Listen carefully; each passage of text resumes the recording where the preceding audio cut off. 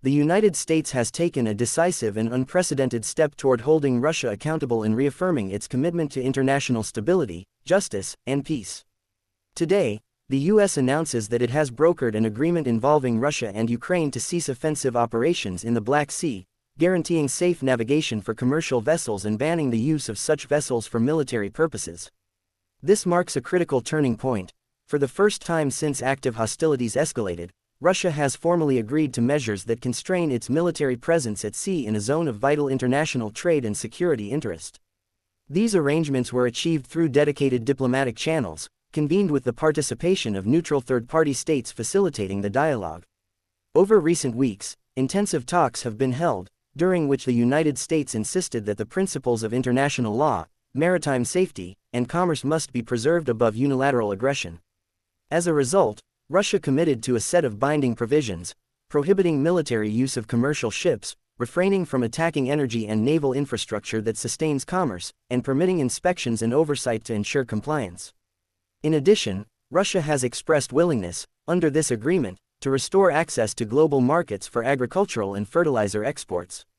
Recognizing the global interdependence of grain and fertilizer, essential for food security in many nations, the United States emphasized that preventing disruptions in those export chains is as important as preventing direct combat operations in maritime zones.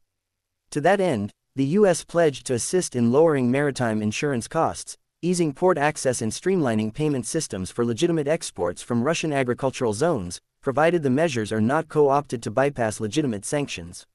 Central to this arrangement is a mutual commitment to refrain from targeting energy facilities belonging to either Russia or Ukraine, or infrastructure associated with international gas, oil, or fertilizer transport. The United States insisted on this measure both to limit cross-border destruction and to protect civilian lives, stave off global energy crises, and reduce environmental risks. Parties agreed that destructive strikes on such facilities cannot be justified by claims of military necessity without transparent verification channels. Because trust is fragile, the U.S. also established mechanisms for third-party monitoring and periodic reviews. These include neutral international observers who will verify that commercial vessels are not being diverted or used for military surveillance, that no strikes are conducted against agreed protected energy facilities, and that export routes for food and fertilizer remain unobstructed. There will be processes to report violations, with the understanding that failure to adhere to the terms will result in immediate diplomatic, economic, and potentially legal retaliations by the United States and its allies. Throughout these negotiations, the United States made clear that preserving sovereignty, territorial integrity, and human rights remain non-negotiable. Although the agreement does not resolve all disputes between Russia and Ukraine, it establishes a framework that reduces the risk of escalation. It affirms once more that aggressive acts undermining the security of neighboring states, threatening civilian infrastructure, or disrupting global supply chains will face coordinated resistance. This action sends a strong message that nations cannot invoke broad security pretenses to wage war at sea, or to threaten economic lifelines of other states. It underscores the principle that even in conflict, there are limits grounded in international law, norms of behavior at sea, and accepted conventions on the protection of civilian commerce. The United States has acted not just in its own interest, but in defense of global stability. In unveiling this agreement, the United States is also responding to pleas from many nations threatened by economic fallout, the rising cost of food, unpredictable fertilizer supplies, and energy shocks. By opening export channels and protecting maritime trade, it seeks to avert humanitarian crises in vulnerable regions. Markets, too, benefit from reduced risk. Shippers and insurers must have assurances, and this deal provides them with clearer rules of engagement. Diplomatically, it demonstrates that the United States is capable of exercising leadership not just through threat of force or imposition of sanctions, but through constructive negotiation that yields concrete, enforceable commitments. Allies and partners who have been anxious about escalation now have grounds for cautious optimism. Those nations suffering from supply scarcity or energy instability can look to this deal as a turning point. The United States recognizes that Russia's agreement rests upon certain conditions. Sanctions remain firmly in place on abuse-linked individuals and corporations. Illicit financial flows will continue to be targeted. But those sanctions that directly impede food, agricultural, or fertilizer exports, especially where compliance can be documented, will be carefully reconsidered under stringent oversight. This conditional flexibility is intended not to reward aggression, but to reduce harm to innocents while maintaining pressure for adherence to lawful conduct. To those who argue that this deal gives Russia legitimacy or softens its accountability, it is crucial to emphasize what this is not. It does not represent recognition of territorial gains or legitimacy of actions taken in violation of international law.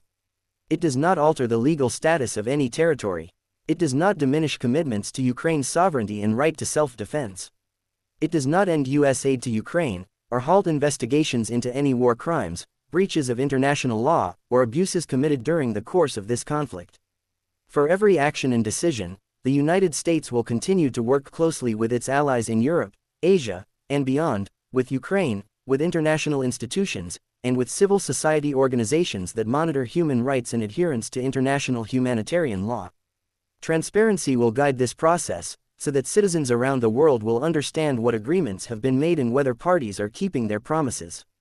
This agreement, while ambitious, is only the beginning of a journey toward reducing human suffering, limiting destruction, and restoring order.